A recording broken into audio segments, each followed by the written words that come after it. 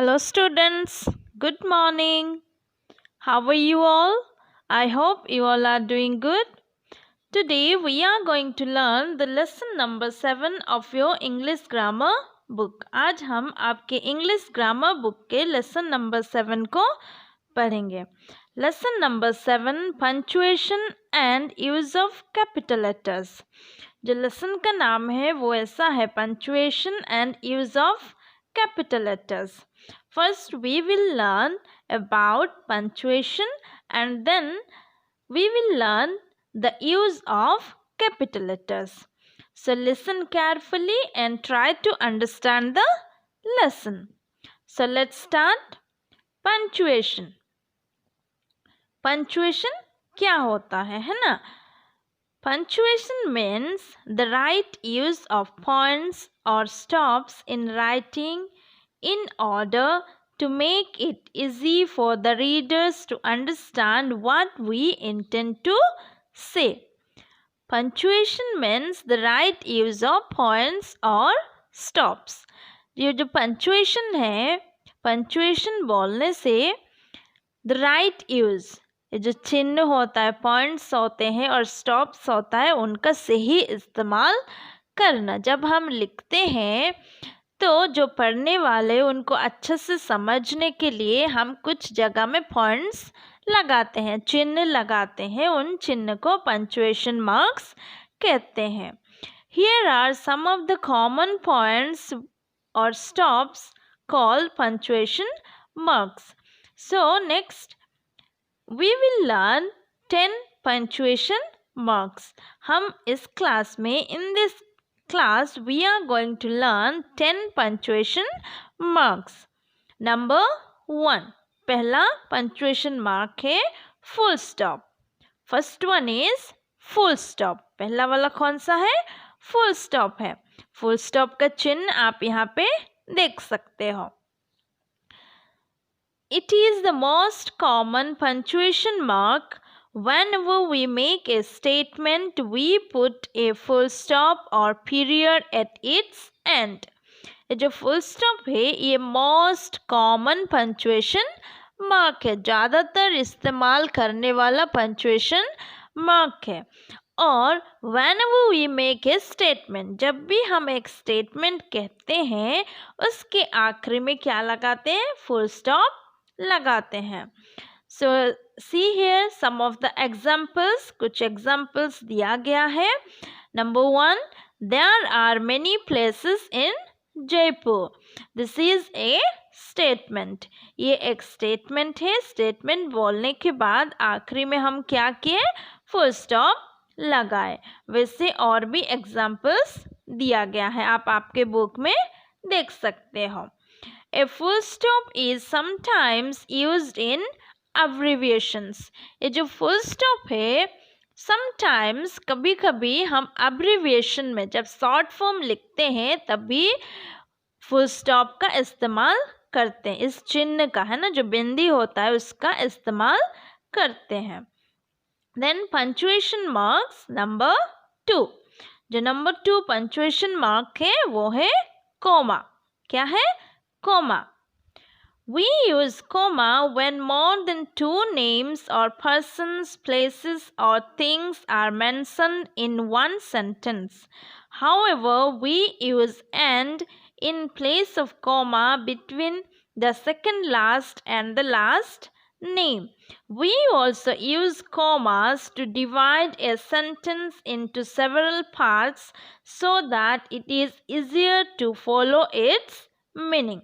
ये जो कोमा हम कहाँ पे इस्तेमाल करते हैं?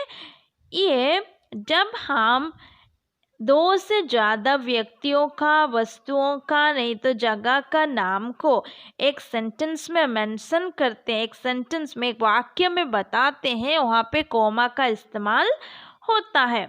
However, क्या होता है, अगर हम 3, 4, 5 ऐसे नाम इस्तेमाल करते हैं तो लास्ट वाला जो नाम है उससे पहले हम एंड लगाना पड़ता है. और ये जो कोमा का इस्तेमाल कहाँ पे करते हैं? कभी कभी हम सेंटेंस वाक्य बहुत बड़ा रहता है तो उसको एक ही साथ बोलेंगे तो समझ में नहीं आएगा, इसलिए हम बीच में रुक रुक के बोलते हैं। और जो जगह में हम रुकते हैं लिखते समय, उस जगह में हम क्या, कोमा लगाते हैं। See the example, Ankita, Tanishka, Vipasha and Anushka are going to the party. Here in this sentence we are mentioning 4 names. यहाँ पे हम इस सेंटेंस में हम 4 नेम्स मेंशन कर रहे हैं, अंकिता, तनिष्का, विपाशा, अनुष्का। तो यहाँ पे अंकिता के बाद कोमा, तनिष्का के बाद कोमा, विपाशा एंड अनुष्का। क्योंकि 4 नेम है तो चौथा नाम से पहले हमें एंड लगाना पड़ेगा। अगर यहाँ पे 5 होता, 6 होता तो लास्ट नाम से पहले एंड लगाना पड़ता है। ये सेकंड पंक्चुएशन मार्क है, वो है कोमा। और आगे भी कुछ एग्जाम्पल्स दिया गया है, आप आपके बुक में देख सकते हो। Then punctuation marks number 3 is question mark.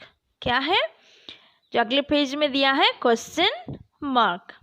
Question mark is used to mark the end of a direct question.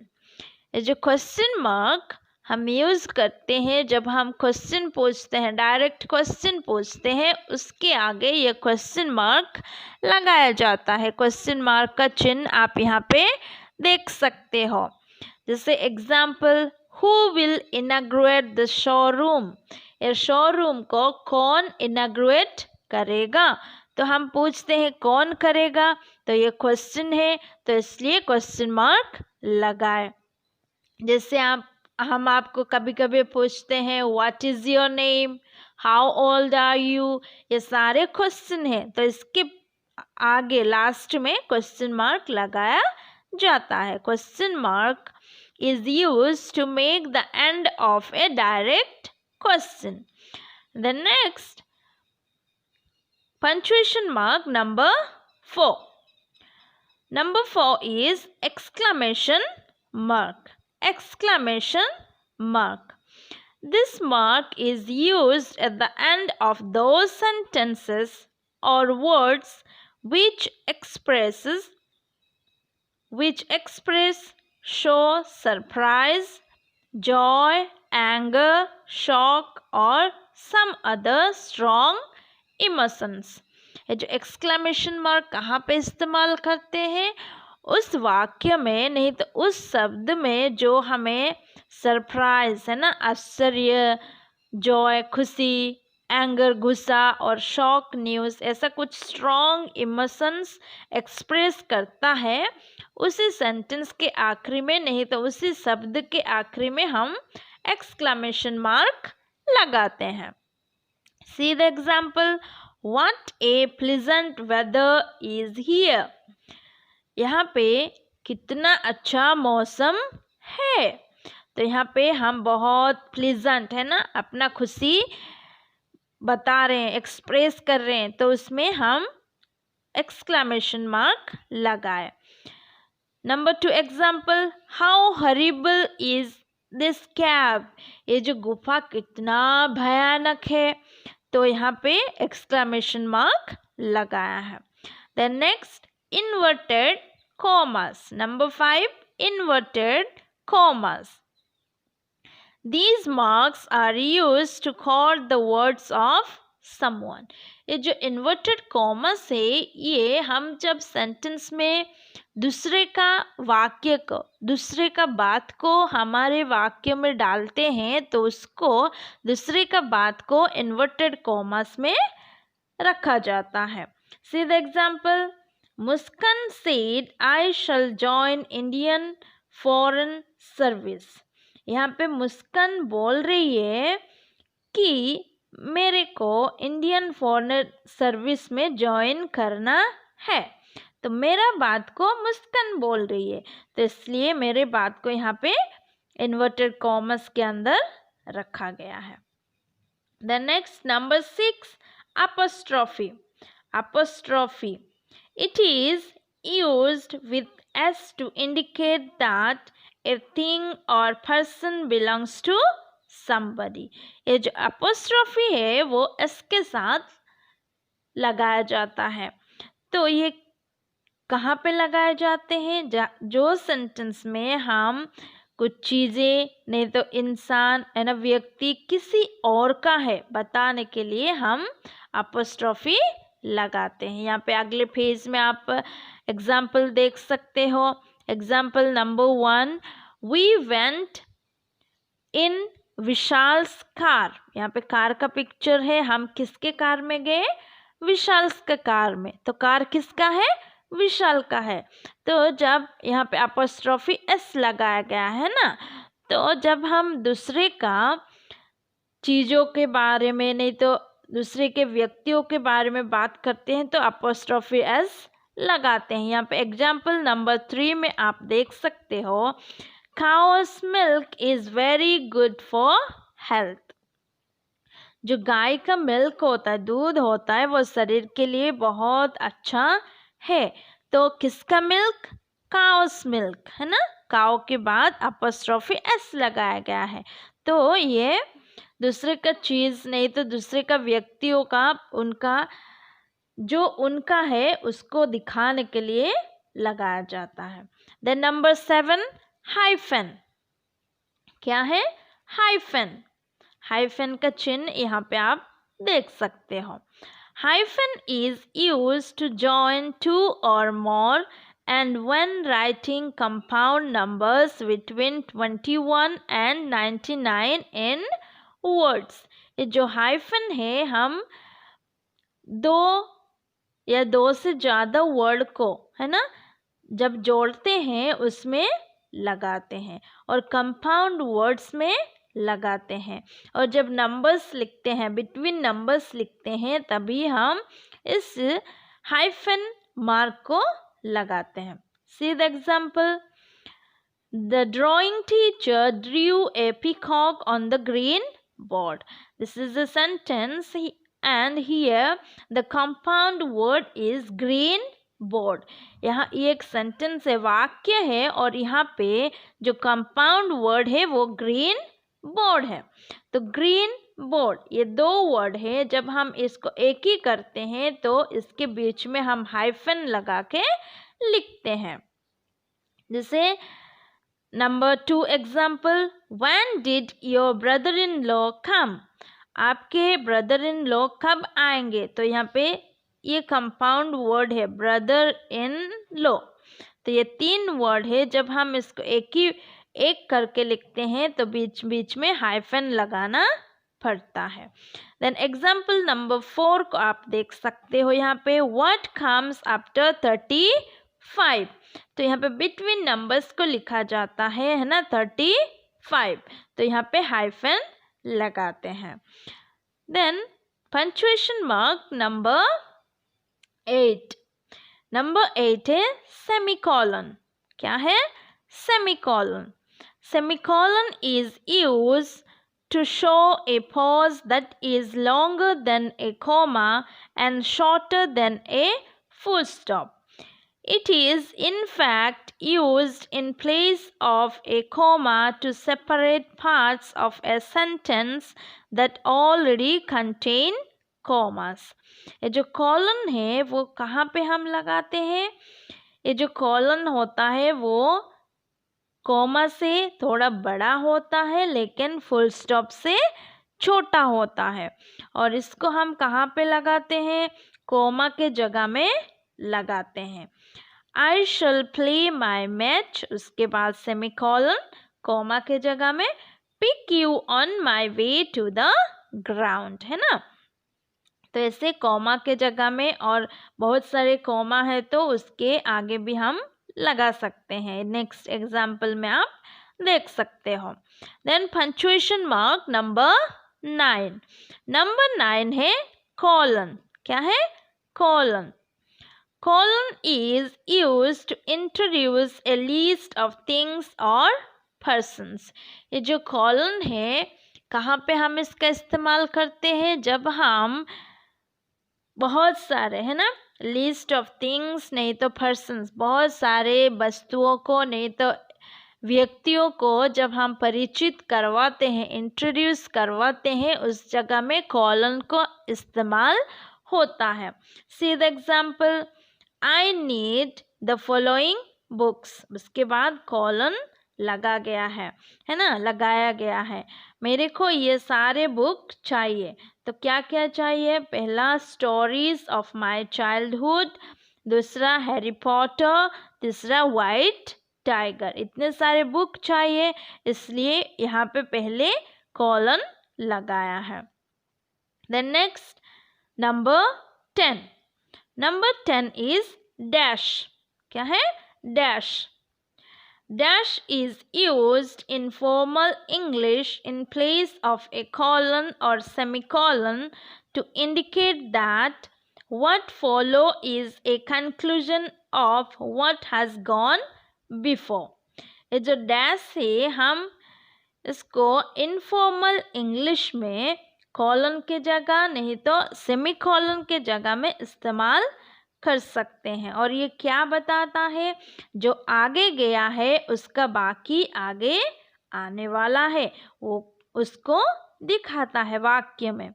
C the example, last week we all went to Manali dash hilly areas are generally cool and clean. तो पिछले हफ्ता हम कहाँ गए? मनाली गए।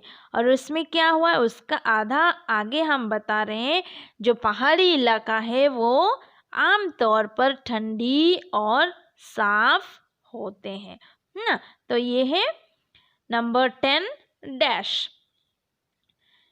सो we learn 10 punctuation marks and the next we will learn about use of capital letters, है ना, use of capital letters.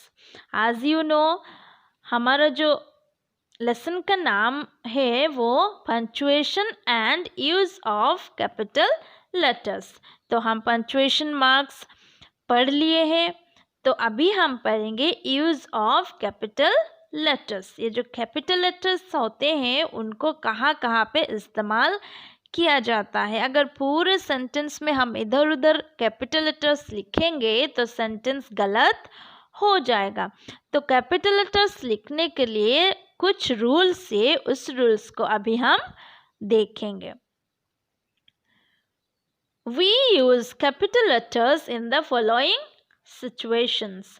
कुछ सिचुएशन से, कुछ रूल्स से जिसके जरिया से हम कैपिटल लेटर्स इस्तेमाल कर सकते हैं, यूज कर सकते हैं।